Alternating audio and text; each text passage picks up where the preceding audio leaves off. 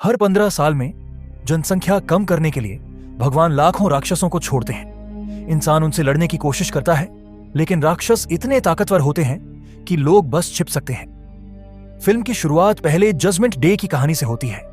तब जमीन की गहराइयों से, आम खदानों में से राक्षसों की भारी भीड़ निकल पड़ी थी। उन्होंने लाखों लोगों को मार दिया, शहरों को तबाह कर दिया।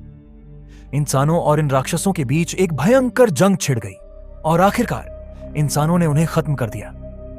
जहां पहले खदानें थीं, वहां अब सुरक्षा के लिए विशाल गेट्स बनाए गए ताकि दोबारा कोई हमला ना हो। अब 15 साल बीत चुके हैं। दुनिया धीरे धीरे उस भयानक हादसे से उभर रही है। उन्हीं लोगों में से एक है लॉरा, जो एक स्कूल में काम करती है। उसका एक जिद्दी लेकिन नाकाम प्रेमी है, मिल्टन, जिसे वो बार बार डेट पर जाने से मना कर देती है। शायद इसकी वजह उसका अपने एक्स हस्बैंड डेव से गुस्सा होना है। जजमेंट डे के दौरान डेव उसके साथ नहीं था और प्रेग्नेंट होने के बावजूद उसे अकेले ही सरवाइव करना पड़ा था। डेव और लॉरा का एक 15 साल का बेटा है, टाइलर। वो सारा दिन अपने दोस्तों और गर्लफ्रेंड मैडी के साथ स्केट पार्क में घूमता रहता है। खाली समय में वो वीडियो गेम खेलता है और अपने माता पिता के बिगड़े रिश्ते का एक तरह से शिकार भी है, क्योंकि टाइलर के जन्म के तुरंत बाद ही उनके रिश्ते खत्म हो गए थे। इस बीच हालात और बिगड़ने लगते हैं। एक सूर्य ग्रहण आने वाला है, जो राक्षसों के आक्रमण का संकेत माना जाता है। भूकंप की गतिविधियां तेज हो रही हैं। सुरक्षा डोम्स की इमरजेंसी चेकिंग हो रही है और खबरों में डराने वाली बातें आ रही हैं। हर जगह मछलियों की भारी संख्या में मौत हो रही है, ठीक वैसे ही जैसे पहले जजमेंट डे से पहले हुआ था। टाइलर इस वीकेंड अपने पापा डेव के साथ है। तभी फोन बजता है। डेव का पुराना दोस्त टेड कॉल करता है। टेड को पक्का यकीन है कि नया जजमेंट डे कल ही आने वाला है। वो जोर देकर कहता है कि डेव तुरंत अपने परिवार को लेकर उसके शेल्टर में पहुंच जाए, इससे पहले कि ग्रहण हो जाए। उधर सुरक्षा डोम के अंदर पहली बार एक राक्षस दिखाई देता है, जो धीरे धीरे सीढ़ियों पर चढ़ता हुआ आगे बढ़ रहा है। उसी वक्त लॉरा डेव को कॉल करती है। उसने भी खबरें देखी हैं और डेव से टाइलर को घर लाने की जिद करती है। मिल्टन ने उनके लिए एक शेल्टर बुक कर लिया है और लॉरा को पूरा भरोसा है कि यही उनकी आखिरी उम्मीद है। लेकिन डेव उसे भरोसा दिलाता है कि वो टाइलर का बाप है और वो उसके साथ बिल्कुल सुरक्षित है। इसी बीच टाइलर के फोन पर एक मैसेज आता है।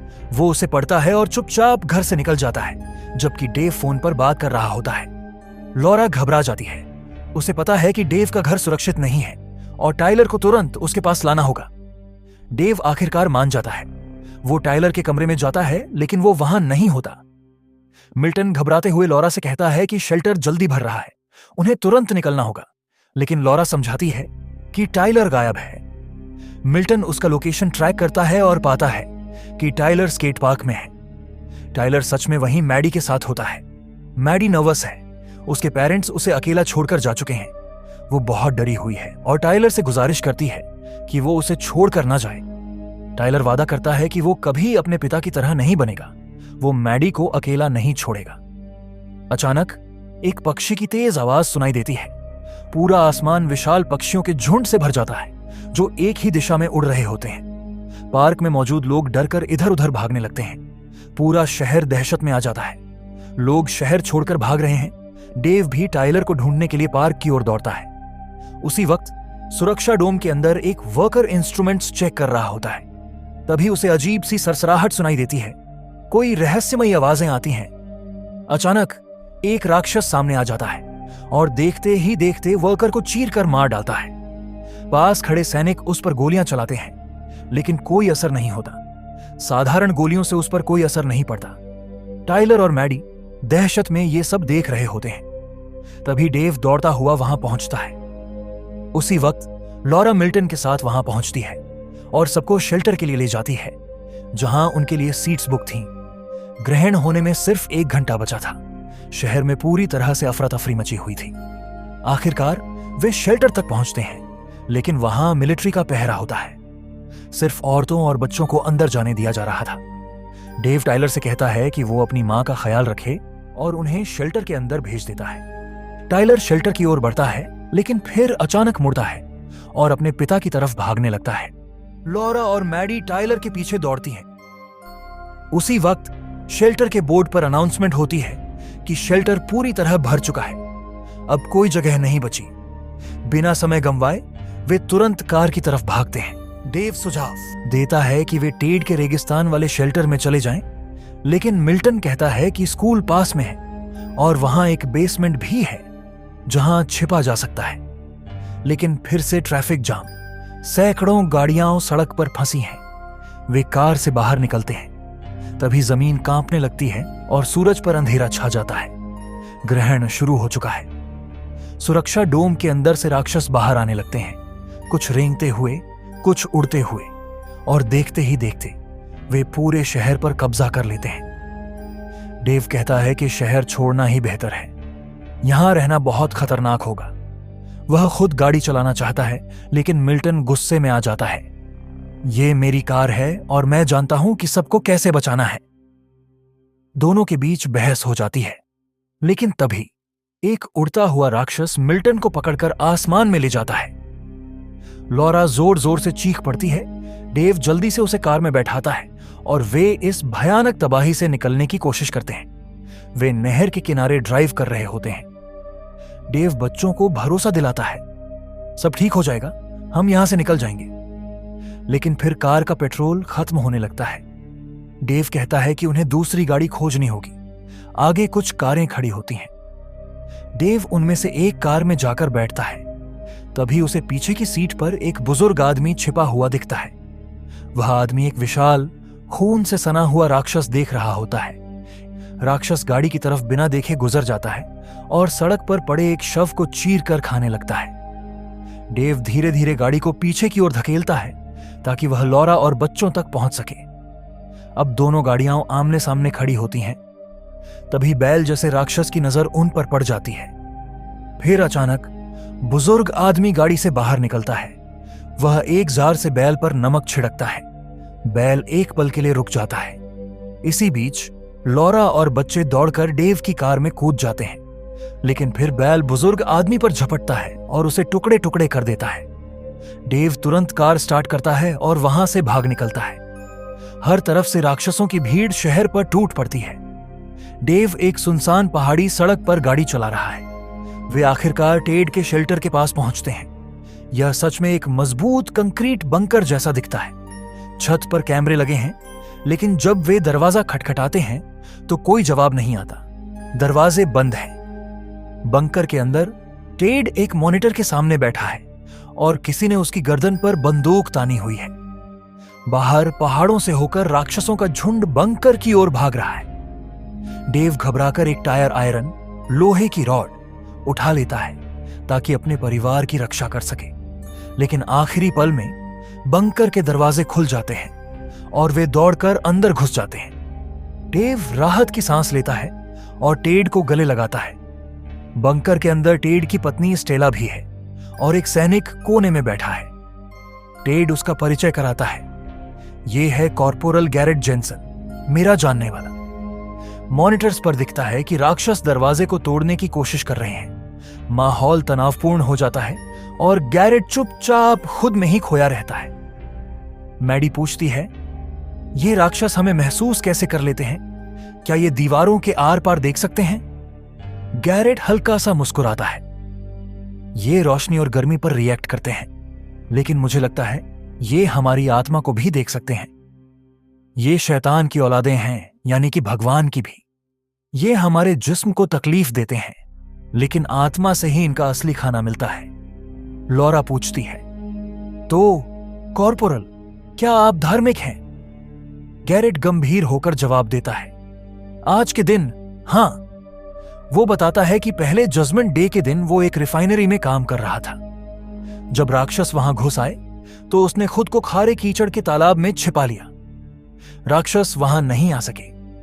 वह गंदगी में छिपकर अपने 150 साथियों और दोस्तों को मरते हुए सुनता रहा। गैरेट अपनी कहानी में इतना डूब जाता है कि उसे यह तक महसूस नहीं होता कि टेड डेव को चुपचाप चाकू उठाने का इशारा कर रहा है। डेव समझ जाता है और धीरे से चाकू पकड़ लेता है। गैरेट अपनी बात जारी रखता है। इसीलिए इसे जजमेंट डे कहते हैं। आज के दिन शैतान का राज चलता है। उसी समय एक विशालकाय गिंडोल जैसी चीज बाहर से खिड़की की जाली में बने एक छोटे छेद से अंदर घुसने लगती है। गैरेट कहता है कि वो सबसे पहले पहरा देगा।